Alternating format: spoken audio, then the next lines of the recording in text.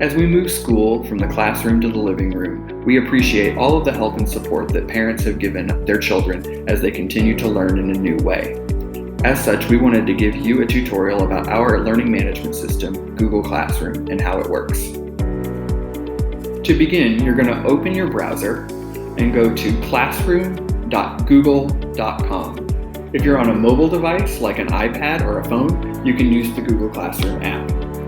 It will then either prompt you to sign in, or it will take you to a page with a sign in button on the right. If you have to click the sign in button, it will bring you here.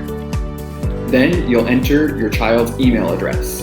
They should know the beginning part because that's how they log into any school computer, but the end is @student.nafcs.org. That's very important. If they don't put it in, it won't work.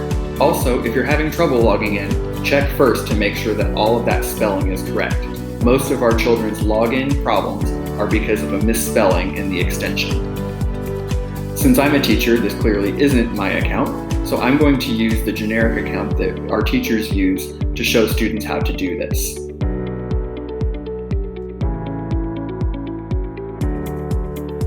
Once you get there, it will ask you for your password. For most children, it's their birthday in some form. So for me, it would be May 051996. That's not my actual birthday. Since this is a student account and it's our pretend one, I'm going to put the password that we've set up. Once you get there, it will open up the Google Classroom homepage and you'll see all of your child's classes right there on the front. The first thing we're going to do is go in to look at all of the work that your child has to do, has missing, or has already done.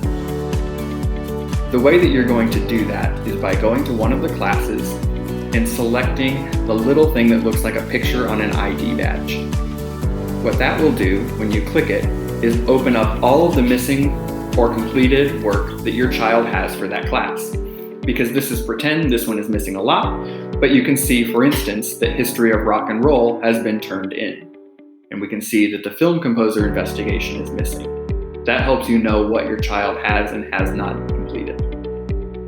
If the assignment has already been returned with a grade, this is also where you would see the grade. Here, there is no work for the student on the assignment because it was a quiz. However, many times, let's say it were a writing assignment, this is where their document would be, so you can check and see what's in there. You can also click on the assignment and it'll show up with all of the necessary materials. Now, if you want to see your child's work for all of their classes, you'll go to the 3 lines and then click To Do. Once this loads, it will populate with all of the items that your child has yet to do for their classes. Now, this list is quite long because many teachers use this to show their students how to access. However, for yours, hopefully, it isn't that long. In the red text on the right, we also have the due date, and you can click each of the assignments to go in and see all of the necessary materials.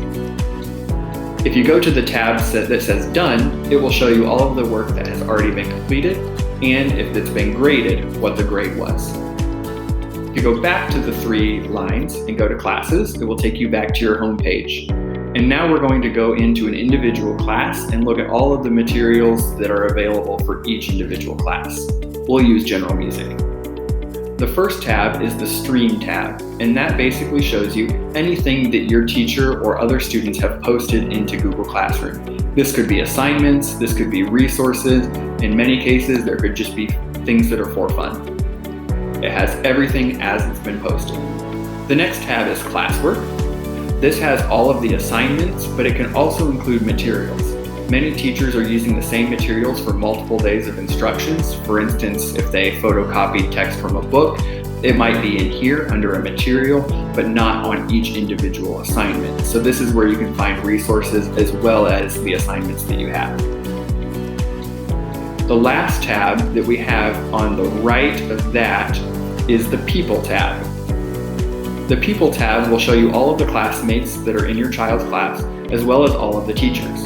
Next to them are little mail icons where you can email your teachers or classmates if you have questions about work or things that need to be turned in. We appreciate all of the help that parents have provided in continuing education for their kids during this time.